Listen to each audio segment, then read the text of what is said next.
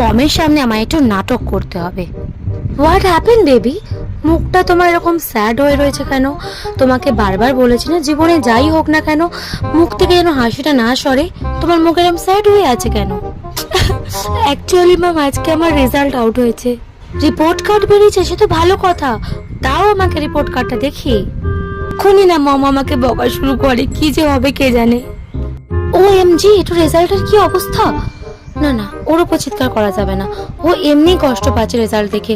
ওকে বকলে যদি ও ডিপ্রেশনে চলে যায়। না না, ওকে বেবি চিল।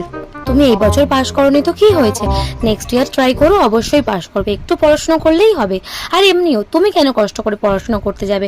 তোমার জন্য এত টিউটার রেখেছি কি এমনি এমনি? তারা তোমাকে ঠিক করে নিশ্চয়ই বোঝাতে পারেনি, সেই জন্য তুমি পাশ করতে পারোনি। তুমি চিন্তা করো না, আমি নেক্সট ইয়ার তোমার জন্য ভালো টিউটার রাখবো, তুমি ভালো করে পড়াশোনা করতে পারবে।